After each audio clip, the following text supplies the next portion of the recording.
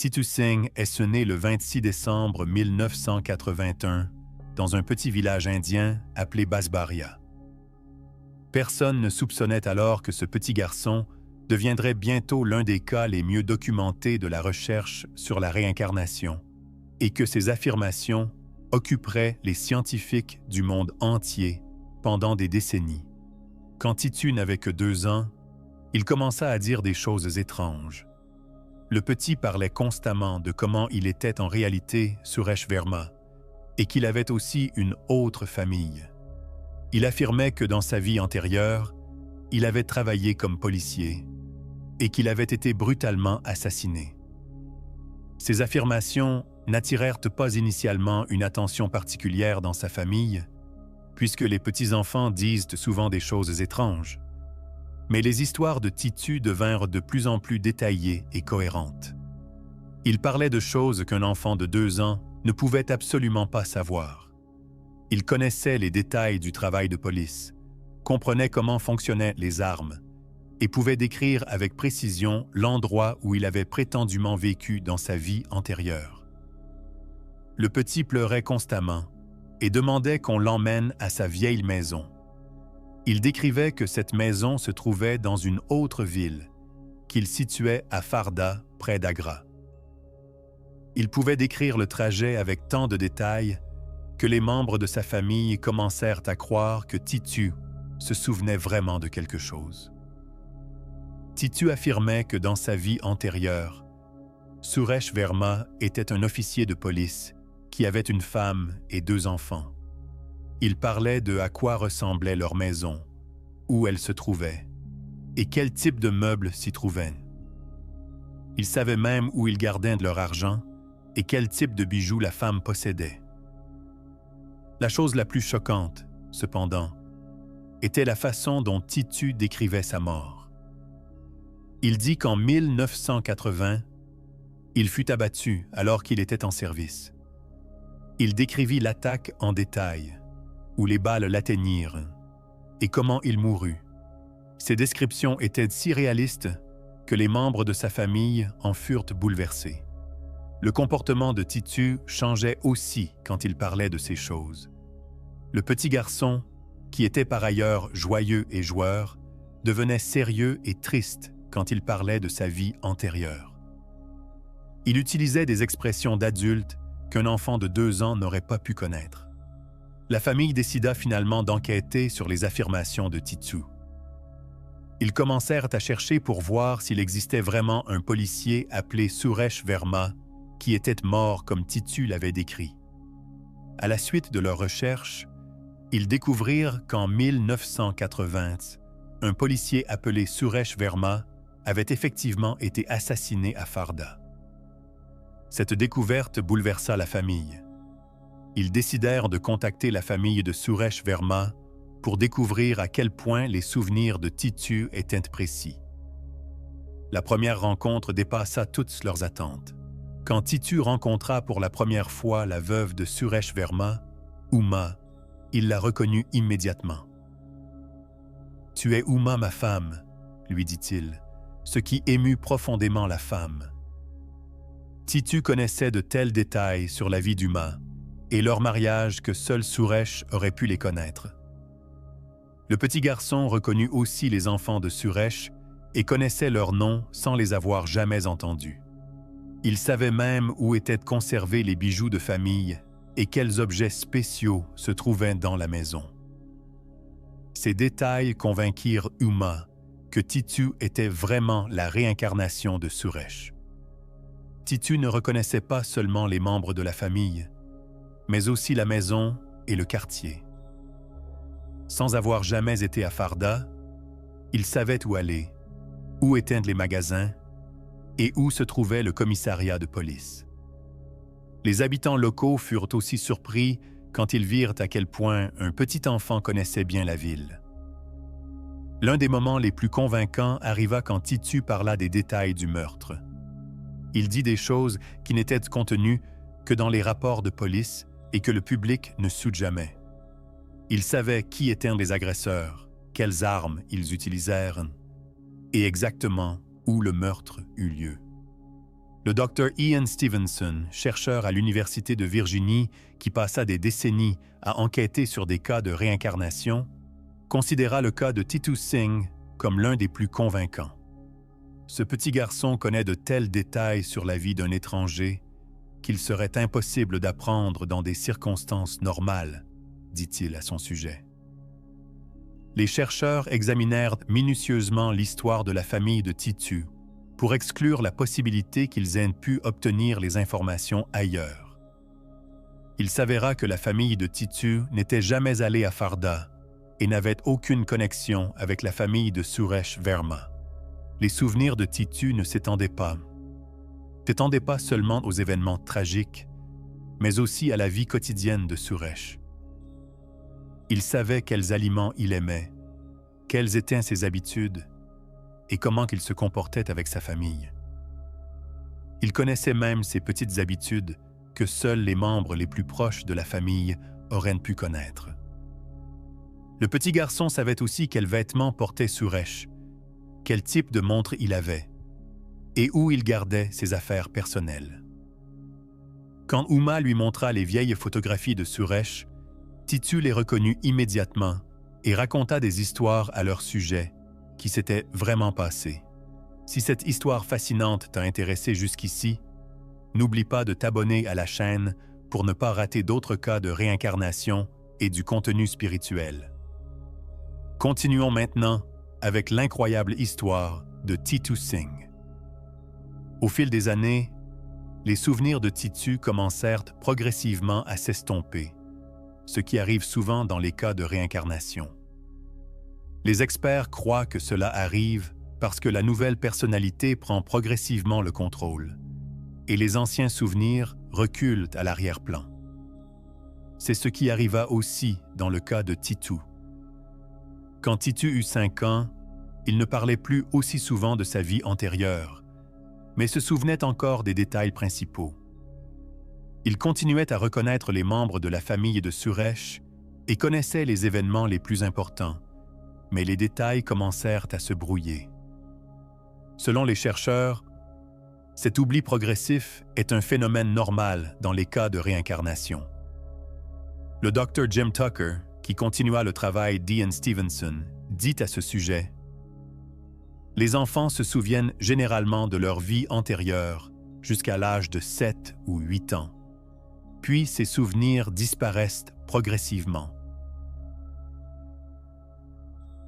Le cas de Titu était aussi spécial par la force de sa connexion émotionnelle qui resta avec la famille de Suresh. Même des années plus tard, il resta attaché à eux et se comportait comme s'il était le chef de famille.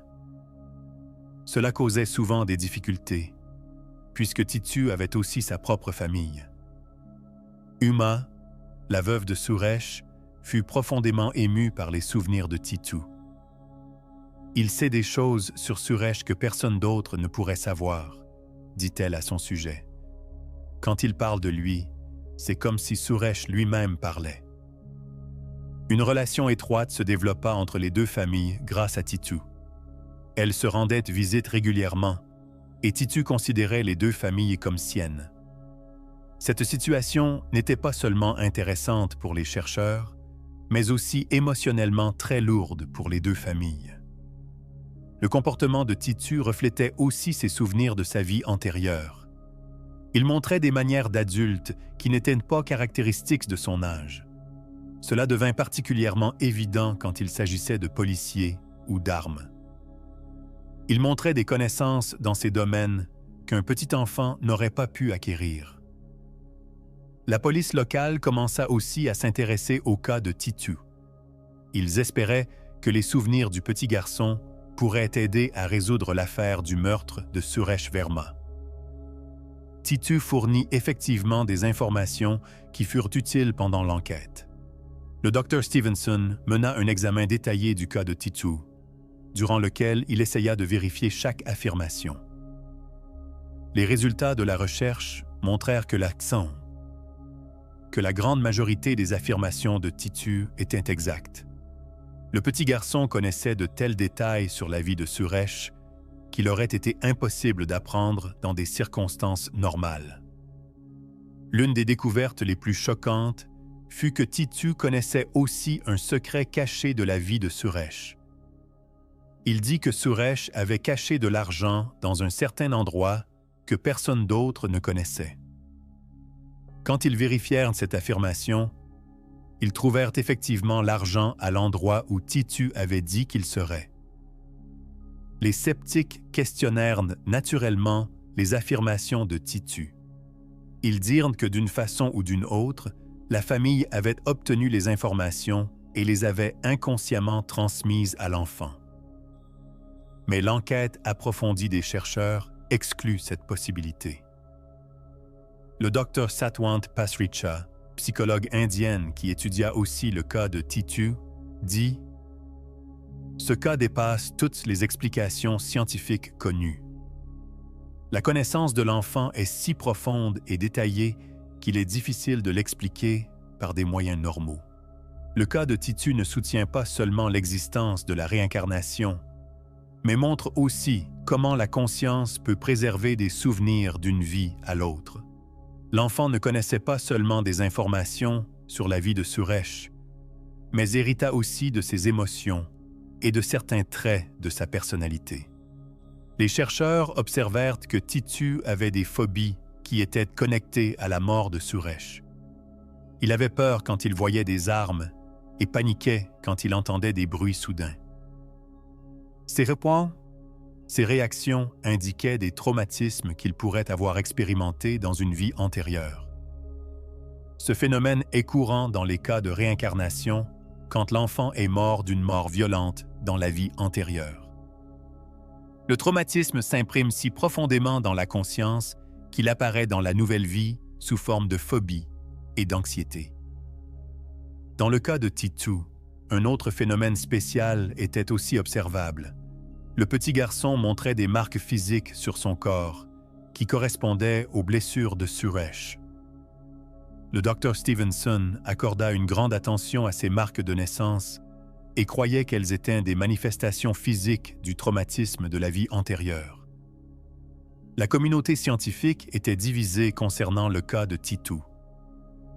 Certains croyaient que c'était une preuve de l'existence de la réincarnation, tandis que d'autres reçurent les résultats avec scepticisme. Le philosophe Dr. Paul Edwards, par exemple, affirma que ces cas ne prouvent pas l'existence de la réincarnation, seulement qu'il y a des phénomènes que nous ne comprenons pas encore. L'arrière-plan culturel joua aussi un rôle important dans le cas de Titu.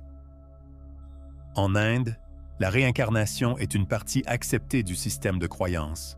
Ainsi, la famille et l'environnement reçurent ouvertement les affirmations du petit garçon. Cela rendit possible d'examiner minutieusement les souvenirs sans que les préjugés les influencent. Le Dr. Tucker, qui continua le travail de Stevenson, examina plus de 2000 cas similaires. Selon lui, le cas de Titu est l'un des plus convaincants parce qu'il contient tant de détails vérifiables. Quand un enfant de 2 ans peut décrire précisément la vie d'un étranger qu'il n'a jamais rencontré, cela défie la vision du monde matérialiste, dit-il. L'histoire de Titu montre aussi quel effet ont les souvenirs de réincarnation sur la famille. Il était difficile pour les 2 familles de faire face à l'affirmation d'un petit enfant qu'il était la réincarnation de leurs membres de famille décédés. Cela créa une situation émotionnellement lourde et compliquée. Uma, la veuve de Suresh, trouva initialement difficile d'accepter la situation. « Comment puis-je croire que ce petit garçon est mon mari ?» se demandait-elle. Mais Titu connaissait de tels détails que seul Suresh aurait pu connaître, et cela la convainquit progressivement. La relation entre les 2 familles continua pendant des années. Titu visitait régulièrement la famille de Suresh et se comportait comme s'il était le chef de famille. C'était particulièrement intéressant quand il rencontrait les enfants de Suresh, qui étaient plus âgés que lui. Pourtant, il se comportait comme un père envers eux. Ce comportement changea progressivement à mesure que Titu grandit. Avec l'estompement des souvenirs, le comportement adulte disparut aussi. et Titu devint de plus en plus comme un enfant moyen. Ce changement confirma la théorie des chercheurs que les souvenirs de réincarnation s'estompent avec le temps. Le Dr Stevenson passa plus de 40 ans à enquêter sur des cas de réincarnation. Selon lui, le cas de Titu est spécial parce qu'il remplit tous les critères importants. L'enfant raconta spontanément des souvenirs. Ces souvenirs étaient connectés à une personne réelle et un grand pourcentage des détails étaient vérifiables. Les chercheurs observèrent aussi que les souvenirs de Titu s'étendaient non seulement à la vie de Suresh, mais aussi à la période après sa mort. Le petit garçon dit qu'il vit comment la famille pleura sa mort et comment furent les funérailles. Ces affirmations s'avérèrent aussi exactes. L'une des questions les plus importantes dans la recherche sur la réincarnation est pourquoi certains enfants se souviennent de leur vie antérieure tandis que d'autres non. Selon le Dr Tucker, ces enfants se souviennent qu'ils moururent de mort sans de trop violente, sans ou soudaine, dans son nature vie antérieure, parce que le traumatisme est si fort qu'il peut être transféré dans la nouvelle vie. Le cas de Titu soutient cette théorie, puisque Suresh mourut d'une mort violente. Le traumatisme du meurtre laissa une marque si profonde dans la conscience qu'elle resta même après être née dans un nouveau corps. Cela pourrait expliquer pourquoi Titu se souvenait si vivement des circonstances de la mort. La neurologie moderne ouvre de nouvelles perspectives pour examiner les cas de réincarnation. La recherche sur la fonction cérébrale montre que la conscience est beaucoup plus complexe que nous le pensions auparavant. Cela pourrait offrir de nouvelles explications sur comment les souvenirs pourraient être préservés d'un corps à l'autre. Selon le Dr Bruce Grayson, professeur de psychiatrie à l'Université de Virginie, le cas de Titu et des cas similaires nous forcent à reconsidérer ce que nous savons sur la nature de la conscience. Si ces souvenirs viennent vraiment d'une vie antérieure, cela révolutionnerait la médecine. L'histoire de Titu soulève non seulement la possibilité de la réincarnation, mais aussi que les relations humaines peuvent survivre à la mort.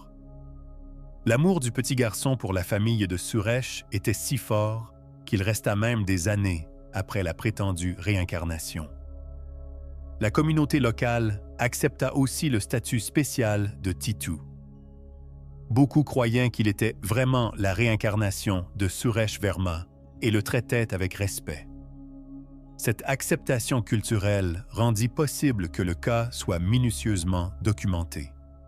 Au fil des années, Titu retourna progressivement à une enfance normale. Les souvenirs s'estompèrent et il parla de moins en moins de sa vie antérieure. À l'âge de 15 ans, il mentionnait rarement Suresh et se comportait comme n'importe quel autre adolescent. Ce changement est un phénomène naturel dans les cas de réincarnation. Selon les chercheurs, la nouvelle personnalité prend progressivement le contrôle et les anciens souvenirs reculent à l'arrière-plan. Cela ne signifie pas que les souvenirs disparaissent complètement, seulement qu'ils deviennent moins accessibles. Le Dr Pasricha explique ce phénomène comme suit. Initialement, les deux personnalités sont présentes dans les cerveaux des enfants, mais à mesure qu'ils se développent, la nouvelle personnalité devient plus forte. C'est un processus naturel qui permet à l'enfant de vivre une vie normale. À l'âge adulte, Titu parlait rarement de ses expériences liées aux souvenirs de réincarnation. Il vécut d'une vie comme n'importe qui d'autre, mais se souvenait occasionnellement encore de quelques détails de la vie de Suresh. Ses souvenirs n'étaient plus aussi vifs que dans l'enfance, mais ne disparurent pas complètement. Les chercheurs suivirent le développement de Titu jusqu'à l'âge adulte pour comprendre comment les souvenirs de réincarnation affectent la vie d'une personne à long terme. Il s'avéra que bien que les souvenirs s'estompèrent, certains traits restèrent dans la personnalité de Titu qui rappelait Suresh. Le cas de Titu contribua au développement de la recherche sur la réincarnation. La documentation détaillée et la vérification stricte établirent un exemple de comment de tels cas devraient être traités. Cela aida à rendre la recherche sur la réincarnation plus scientifiquement acceptable. Le travail du Dr. Stevenson, qui incluait le cas de Titu, posa les fondations pour la recherche moderne sur la réincarnation. Les méthodes qu'il développa sont encore utilisées aujourd'hui quand on enquête sur des cas similaires. Cette approche scientifique aida à faire de la question de la réincarnation un sujet de sérieuse enquête scientifique. Si tu as apprécié l'histoire fascinante de Titu Singh, alors abonne-toi à la chaîne et appuie sur le bouton j'aime. Partage cette vidéo avec ceux qui s'intéressent au sujet de la réincarnation. Écris dans les commentaires ce que tu penses de ce cas. Crois-tu que Titu était vraiment la réincarnation de Suresh Verma ou penses-tu ça qu'il y a une autre explication? Le cas de Titu Singh ne soulève pas seulement la possibilité de la réincarnation, mais montre aussi combien nous ne savons encore pas sur la nature de la conscience humaine. Des enfants comme Titu ouvrent de nouvelles perspectives pour nous sur ce qui constitue l'essence de l'existence humaine. La science moderne devient de plus en plus ouverte à enquêter sur des phénomènes qui étaient auparavant considérés comme non scientifiques. La physique quantique et la recherche sur la fonction cérébrale offrent de nouvelles explications sur comment la conscience pourrait fonctionner et comment l'information pourrait être préservée après la mort.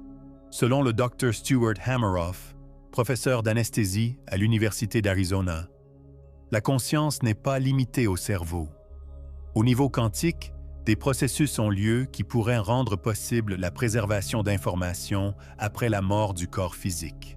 Cette nouvelle approche scientifique donne espoir qu'à l'avenir, nous pourrions comprendre des cas comme l'histoire de Titu Singh. Le dialogue entre la recherche sur la réincarnation et la neurologie moderne pourrait ouvrir de nouveaux chemins pour comprendre la nature de la conscience. Le cas de Titu montre aussi à quel point les relations humaines peuvent être profondes. L'amour et le lien que Suresh ressentait pour sa famille survécut prétendument à la mort et apparut sous une nouvelle forme dans la personne de Titu. Cela donne espoir à ceux qui ont perdu des êtres chers. L'étude des cas de réincarnation n'est pas seulement une question scientifique, mais aussi profondément émotionnelle. Ces personnes qui participent à ces cas doivent souvent changer leurs opinions sur la vie et la mort.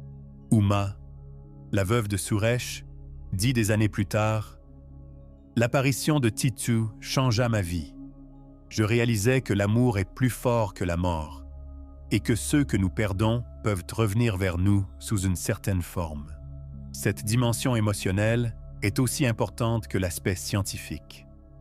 Les cas de réincarnation ne présentent pas seulement des défis intellectuels, mais peuvent aussi fournir du réconfort à ceux qui sont en deuil.